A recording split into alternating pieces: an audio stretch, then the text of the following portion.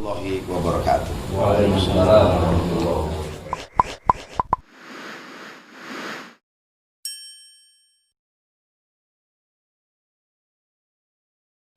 Teman-teman semua, saudara-saudara semua, sebangsa, setanah air, juga semanusia.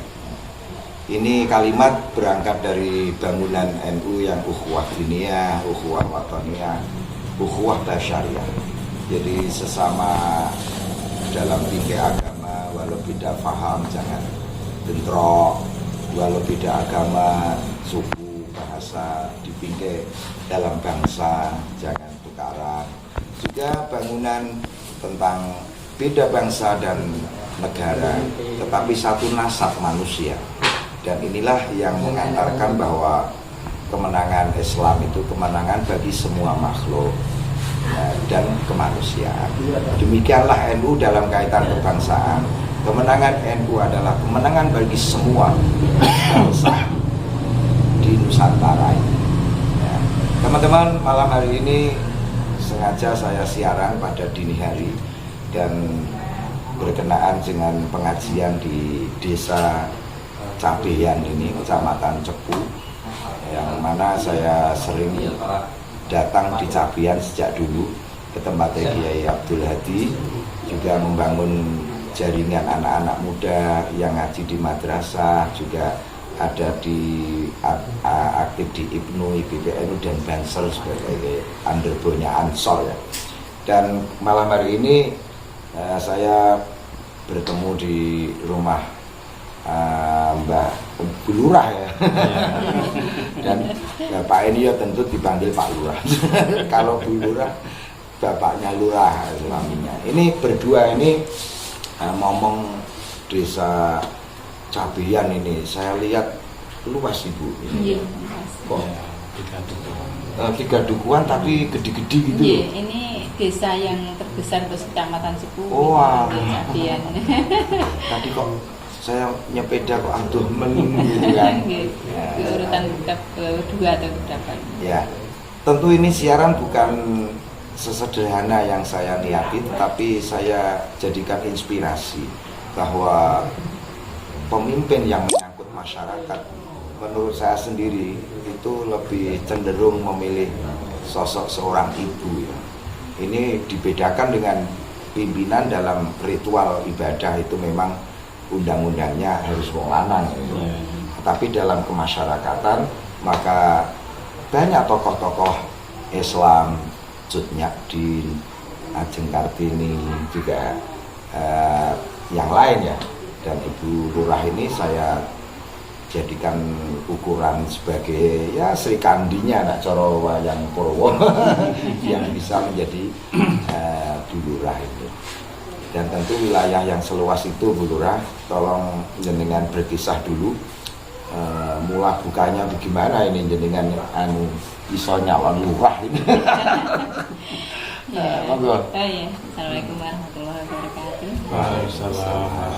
Atas nuwun Bapak Budi yang sudah dipercayakan untuk malam hari ini saya bicara panjang lebar mungkin dengan kita bertemu nih Bapak Budi nih.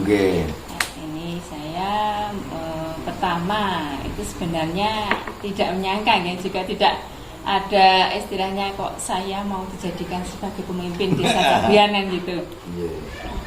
Itu mungkin karena dari awal nih saya itu dengan warga itu sudah biasa akrab lah istilahnya, anjang sana anjang sini, karena saya juga sudah pernah mewakili menjadi tim penggerak PKK desa waktu itu masa jabatan Pak Kosim nih yang istrinya sudah tidak ada, kemudian saya yang melanjutkan menjadi tim penggerak PKK. Mungkin dari pengalaman itu saya tahu kalangan masyarakat itu yang dibutuhkan apa, seperti apa. Akhirnya kita dengan teman-teman sesama perempuan itu saling mendukung. Dia bilangnya gini, walau Bu minjing jenengan mau sendiri lah, tapi saya juga punya komitmen gini, kalau pemimpin harusnya kan laki-laki kan gitu.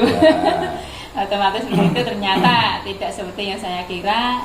Masyarakat juga menghendaki sosok seorang perempuan jadikan seorang pemimpin. Makanya mungkin dia juga tahu kalau saya di muslimat maupun di kekalangan kegiatan yang lain itu juga ikut terjun di dalamnya. Berarti pernah ya mungkin satu majelis dengan saya sebelum jauh jadi Iya, guru sudah ya. pernah. Oh. Dan saya juga punya rombongan kader yang mengiringi Abah Budi dan Almuna. Iya, yang Almuna pernah ya, dulu ya, kelingan. Sering ya, sering. Iya. Pertama kali Pak Budi di Jeruk sini pengawasan Iya. yang pertama juga saya. Iya. Nah terus Bu, sejauh pengalaman tersebut, terus kenyataan aplikasi di kekinian bagaimana? Bagaimana pengalaman tersebut menjadi basic atau fondasi di dalam aplikasi kekinian sudah bukan barang asing karena sudah dilatar belakangi oleh Mas pengalaman di mana aktif di Muslimat, juga aktif di PKK, dan tentu ditambah lagi ya, saya kok seringkali punya dugaan ada nasab ya, jadi lurah, kemudian di atasnya seperti dalang barang ngono Mas. Iya. Delok jebul kenapa kowe ra ono anune mbek Pak Amu, tetapi dia punya cangga ya. Orang punya keturunan. Gimana Bu Lurah hambatan kemudahan yang dirasakan dengan modal yang sudah pengalaman seperti itu? Kalau pengalaman untuk saat ini ribuan ya Pak, karena ini baru kita menjalankan kewajiban kita sebagai amanah untuk memimpin masyarakat. Ternyata ada corona yang seperti kemarin itu sebagai latar belakang yang pahit. Iya. Ya, ke depan kita juga merasa agak kesulitan untuk mengatur segi ekonomi dan juga masyarakat karena banyak masyarakat yang mengeluh antara masalah ekonomi dan masalah yang lain, yang pekerjaan atau yang lain. Nah, akhirnya untuk saat ini ya merasa saya sebagai kepala desa agak canggung gitu ya. Agak canggung karena gimana ya Pak, untuk solusinya baru pertama kali menjabat sebagai kepala desa langsung ada masalah-masalah tertentu yang datangan itu. Tapi alhamdulillah mungkin itu sudah takdir dan sebagai pendorong saya untuk semangat bahwa saya harus bisa membawa masyarakat saya nanti ke depan lebih kuat, lebih bagus lagi kan. Ya memang secara teologi ya bahwa goresan hidup itu tetap di dalamnya ada semacam kado kalau diselami loh. Kado itu sampai digambarkan Syekh Rumi ada sekuntum bunga teraga yang sedang mekar dengan bermahkotakan 1000 bunga. Maksudnya dia ya memang hikmahnya gede banget lah pokoknya. Kita belurang. Jadi situ nanti kita justru akan memperoleh satu tindakan pengendingan yang lebih kuat. Iya, lebih kuat karena sudah ditempa dengan pengalaman. Dan jenengan juga tidak sendirian nih, ada suami yang mendampingi. Ya. Tentu bagaimana nih jenengan meng dalam kaitan menemani istrimu ini. Mas Asmo sih kan? Mas Waji. Nggih. Monggo. Jari didekatkan sekedap. Ayo, lu wong wis dilakoni. Insyaallah terkait pengalaman yang saya alami mulai tahun 2002 saya menjadi kami tua juga. Oh alah. Bisa jadi partnership. Sekarang masih kami tua Pak. Sekarang masih kami tua saya. Satu kantor sama Pak. Satu kantor. Tapi ini bukan KKN tapi ditembus dengan demokrasi. Jadi sejarah Pak ini nanti jadi. Makanya ini saya angkat ke konten saya ini sebagai inspirasi bagi ya lurah-lurah di seluruh Indonesia atau bupati di seluruh Indonesia atau gubernur yang perempuan. Dan di situ saya lebih cenderung untuk wanita yang punya sifat dalam tanda petik ya keibuan itu lebih memiliki kepedulian, atensi, kasih sayang gitu loh Bu Lurah. Iya. Ya, di situ. Kemudian kalau boleh Bu Lurah berbagi pengalaman kan ya masyarakat itu macam-macam gitu, tentang ya ada ormas atau ada budaya, ada olahraga semacam itu. Penjenengan dari perhatiannya gimana Bu Lurah? Iya, karena kita bermacam-macam yang diinginkan dari masyarakat. Memang ada kebutuhan untuk remaja, kita harus bisa menggendel istilahnya, mengikuti apa yang menjadi kemauan masyarakat yang masih remaja. Kemudian nanti dari orang tua sendiri, kita juga nanti sendiri lagi Pak, kita seumpama ada pertemuan dengan warga yang sudah tua, kemaunya seperti apa, nanti kita juga harus bisa sharing, bisa mengikuti kan. Jadi nggak ada istilah yang satu ini terus saya menolak, nggak bisa. Jadinya kita harus saling kerjasama bagaimana untuk yang pemuda cocoknya di apa, dan orang tua itu maunya untuk menyerap apa. itu aspirasinya melalui apa jenengan? Atau lewat ya sambang atau lewat semacam pertemuan non formal atau formal gitu? Biasanya ya ada ya sambang juga. Nah PKK jelas ya formal Ya, gitu ya. pertemuan. Kalau untuk warga, kalau kita mau istilahnya anjang sana ya Pak, ya mau lihat kondisi keadaannya, kita harus turun langsung. Kondisinya warga kita itu sudah seperti apa, di lorong-lorong yang dalam-dalam itu kan kita luas, jadi kita harus terjun sendiri langsung. Iya. Terus kaitannya alam Bu, adakah sekian persen dari anggaran untuk hijauan satu misal ya, untuk bangunan itu gimana dengan melihat untuk sementara ini?